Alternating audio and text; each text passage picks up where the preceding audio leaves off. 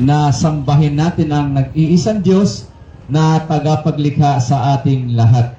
So ako naman ay magdagdag ng mga kaalaman din hinggil po sa Islam. At ulitin ko, meron tayong mga libreng babasahin dito, mga magulang. Wala pong bayad, libre po ang ating mga babasahin, Tagalog po ito. Kumuha lamang po kayo para tayo po ay magmana ng buhay na walang hanggan. Napakahalaga po na tayo mga tao ay manaliksik patungkol sa katotohanan. Sapagkat sinabi ni Jesus, hanapin ang katotohanan dahil ang katotohanan siyang magpapalaya sa atin. So, Bismillahirrahmanirrahim. Alhamdulillah. Alhamdulillahi hadana lihada wa ma kunna linahtadi laula an hadana Allah. Wa ashhadu an la ilaha illallah wahdahu la syarika lah wa ashhadu anna Muhammadan abduhu wa rasuluh.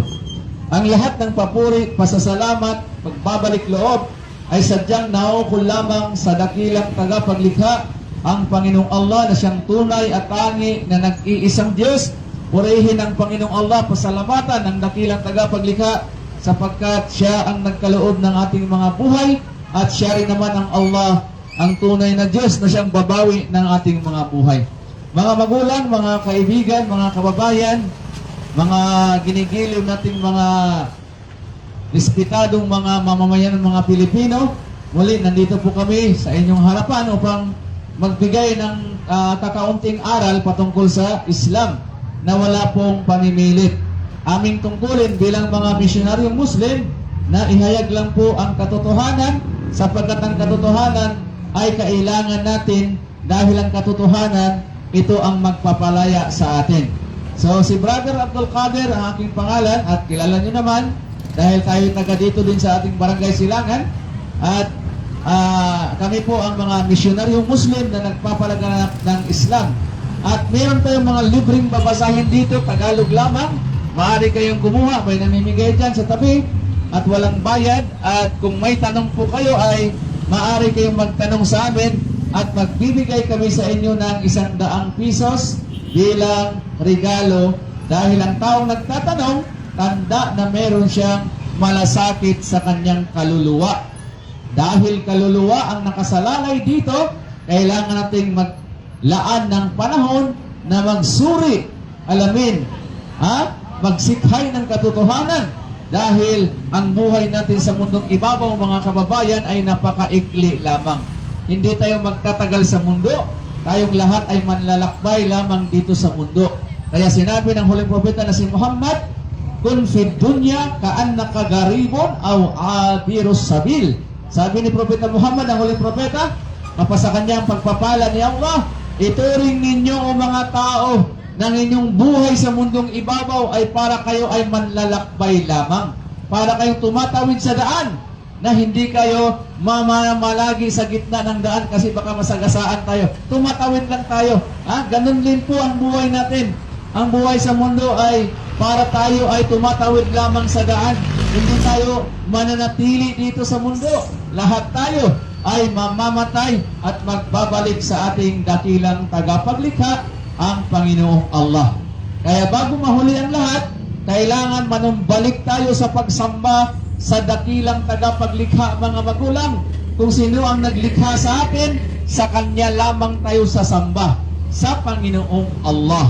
So, ang aking ibabagi sa mga magulang ay patungkol sa dakilang babae sa balat ng lupa. Sino ang dakilang babae sa balat ng lupa na dapat nating mahalin at tularan, igalang at pamarisan sa mga kababaihan?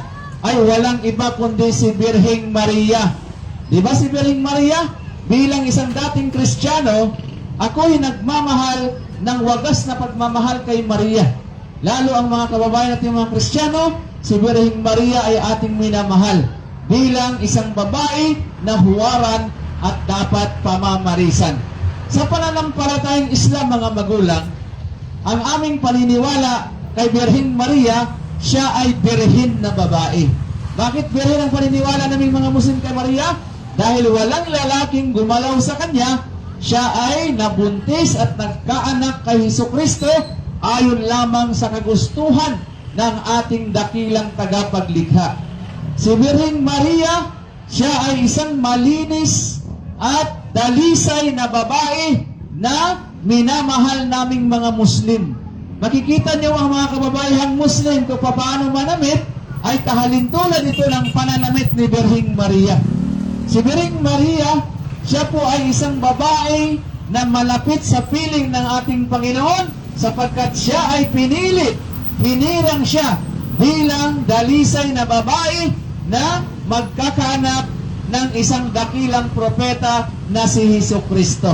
Kaya naniniwala kami bilang mga Muslim na si Birhing Maria ay nagkaanak kay Jesus na mahimala na pagkakapanganak. Dahil dito ipinamalas ng dakilang tagapaglikha ang kanyang kakayanan na siya'y makakagawa ng mga gawain na katulad ni Birhing Maria na nabuntis si Birhing Maria na walang lalaking gumalaw at humipo sa kanya. Kaya sa Islam po, pinaniniwalaan namin si Maria na isang babaeng mahimala ang kanyang pagkakapanganak, pagkakabuntis, kasi walang lalaki na gumalaw sa kanya.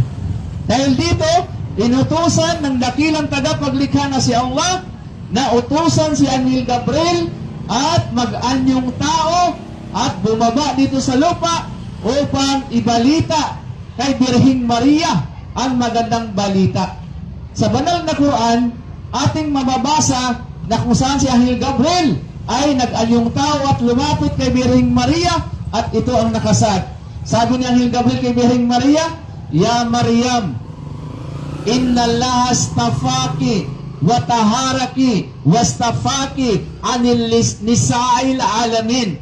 Sabi ni Anghel Gabriel, si Anghel Gabriel mga kaubunulan, kilala natin, Anghel na Gabriel ang pangalan, ay lumapit kay Birhing Maria at nagwika kay Maria.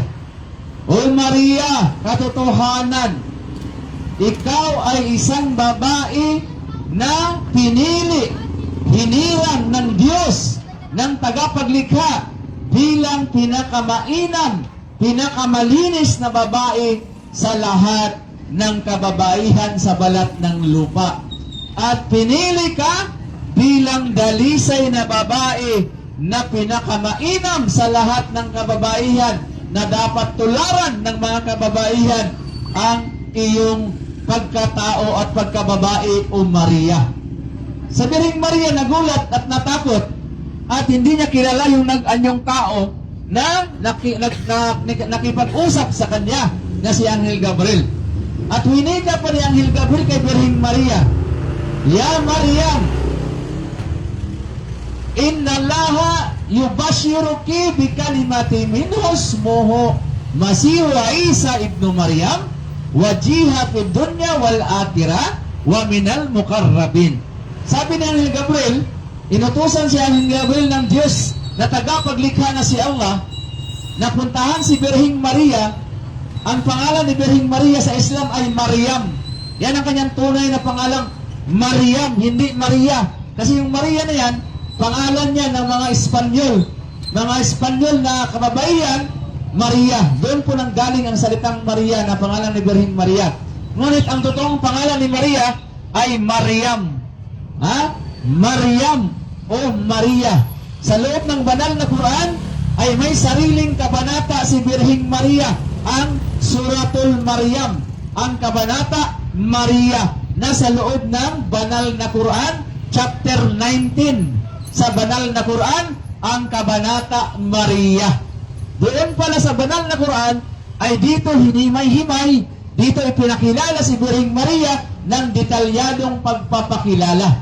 Kung sino ang nanay ni Maria, sino ang kanyang tatay, ay nakasaad sa banal na Quran. Samantalang sa Biblia, ay wala tayong makikita at mababasa kung sino ang mga magulang ni Birhing Maria.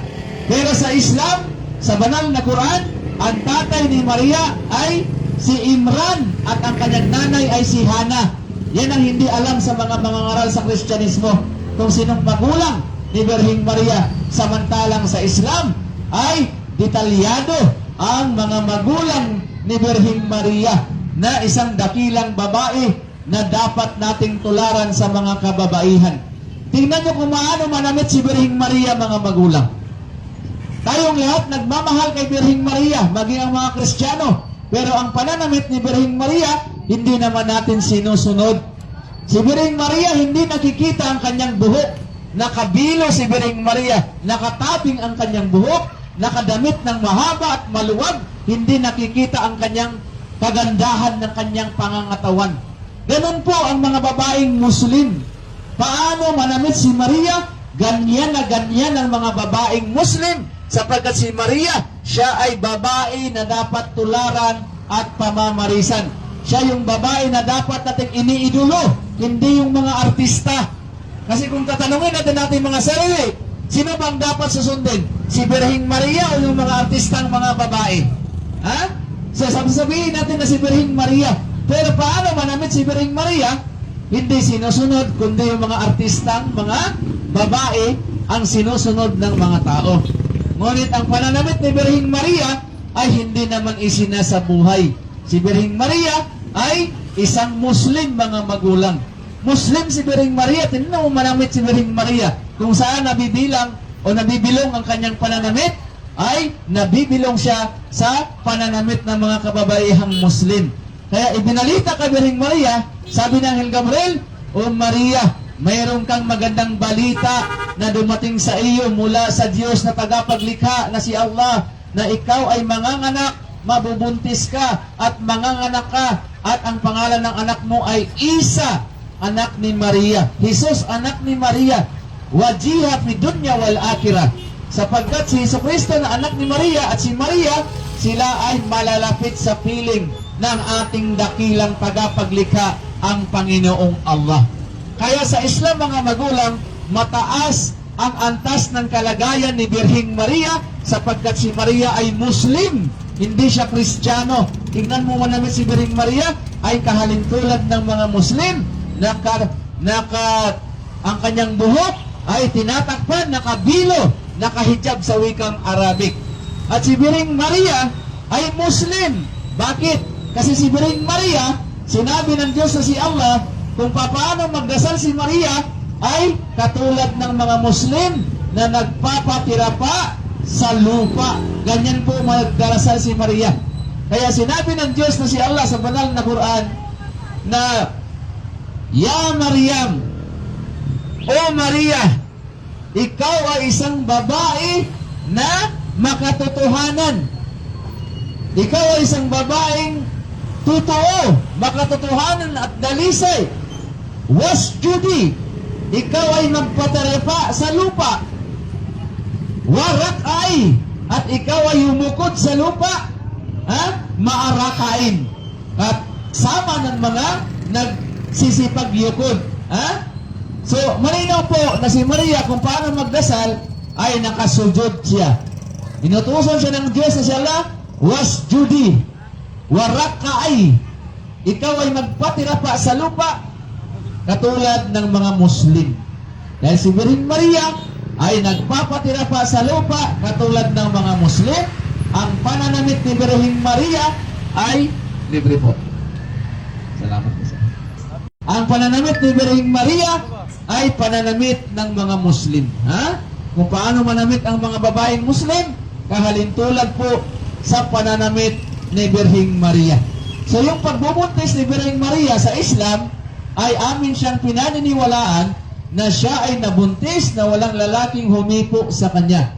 Kaya sa Islam, naniniwala kami na mahimala ang pagkakabuntis ni Birhing Maria dahil wala siyang asawa, walang humipo sa kanya, at nagdadalang tao siya sa pamamagitan lamang ng kagustuhan ng ating dakilang tagapaglikha.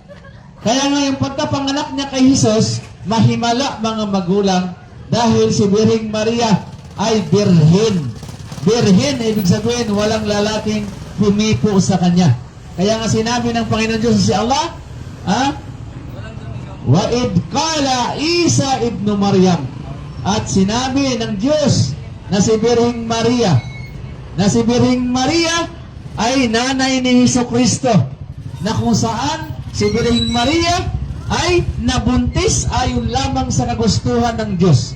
Dahil ang Diyos na si Allah na tagapaglikha, ida kada amran fa innama yaqulu lahu kun fayakun.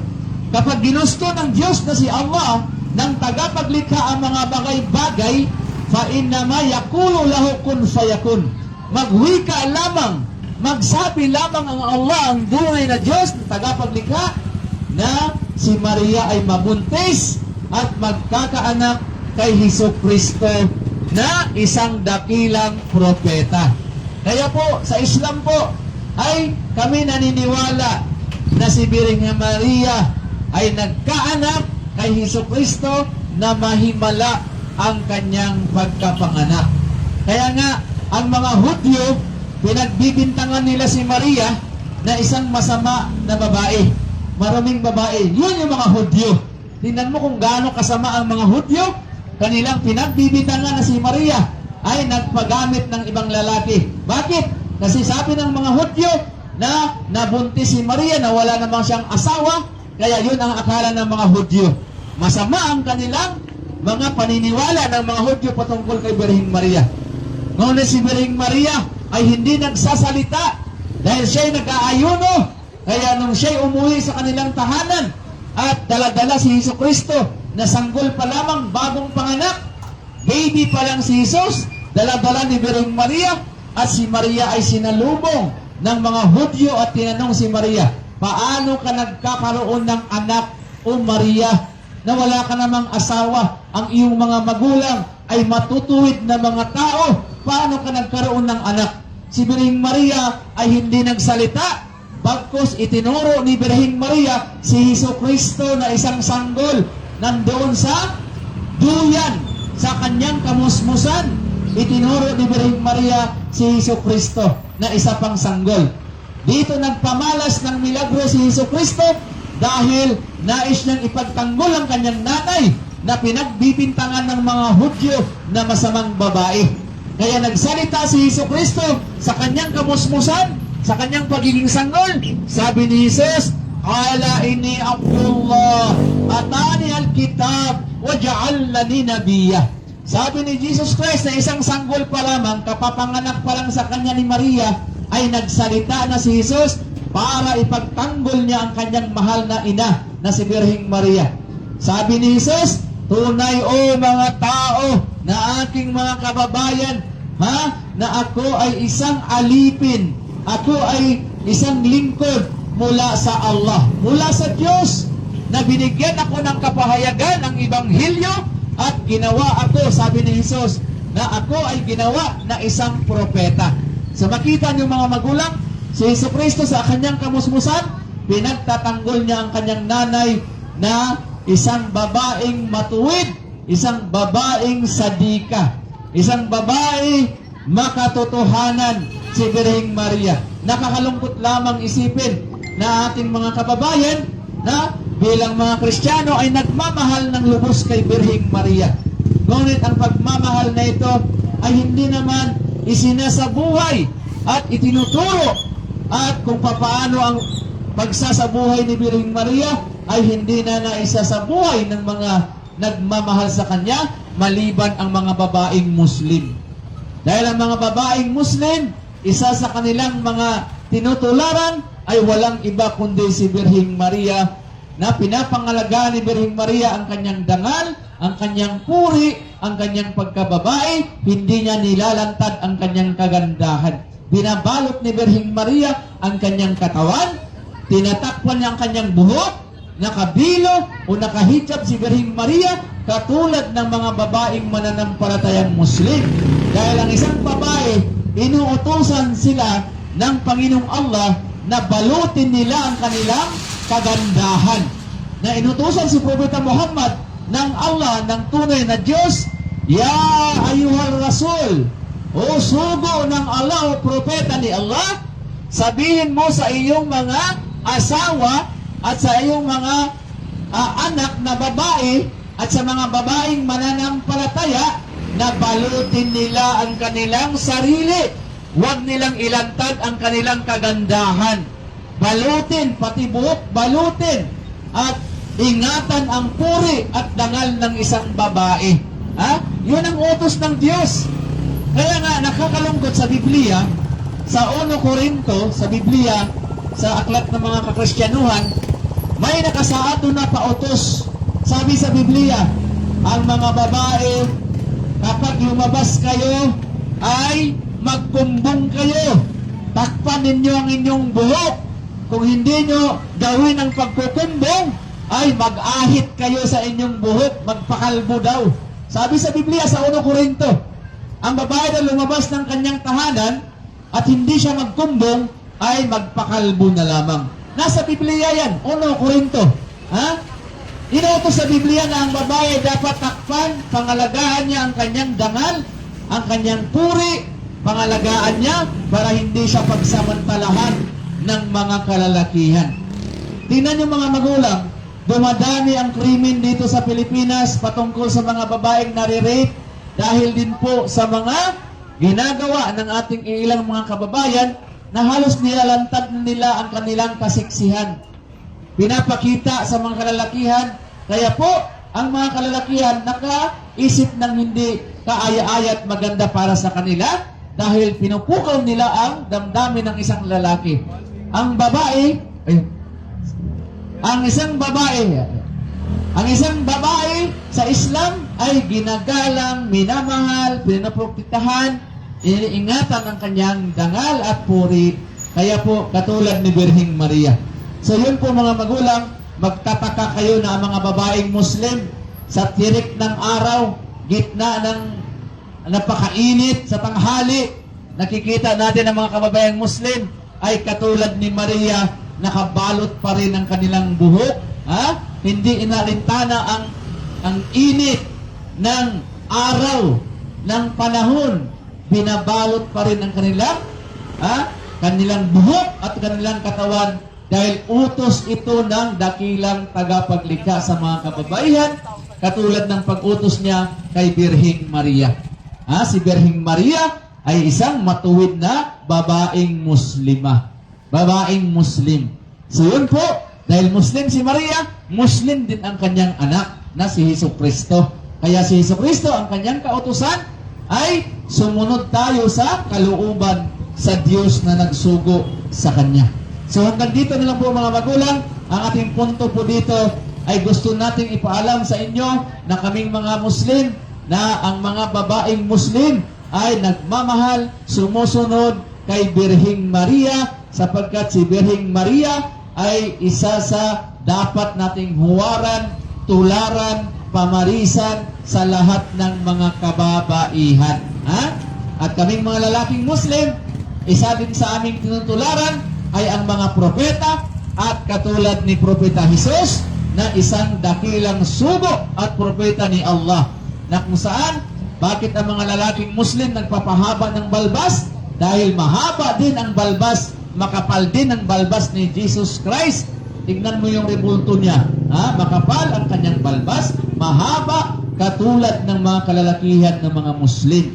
At si Jesucristo, siya ang daan, ilaw, at katotohanan kung paano magdasal si Jesus. Ayon sa Biblia, sa Mateo 26:39, si Jesus ay nagpapatira pa sa lupa at nagdarasal katulad ng mga Muslim na nagpapatira pa sa lupa.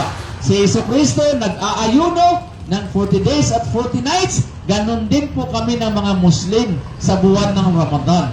So, si Jesucristo, sabi niya, if you love me, follow me. Kung mahal niyo ako, sumunod kayo sa aking mga turo. So, kami mga Muslim, nagmamahal kay Jesus, sinusunod namin ang kanyang mga katuruan. So, yun po mga magulang. Kung meron po kayong mga katanungan, ay lumapit lamang po at ating sasagutin ang inyong mga katanungan, na kami magbibigay sa inyo ng 100 pesos. Kung wala naman, meron tayong mga libreng babasahin dito. Sana po kumuha kayo dito para po sa inyong kabutihan, higit lalo sa kabilang buhay. Hanggang dito na lamang po. Sana hindi lang tayo pagsamasamahin dito sa lupa, maging sa kabilang buhay sa paraiso, doon tayo pagsamasamahin ng dakilang tagapaglikha ang Panginoong Allah.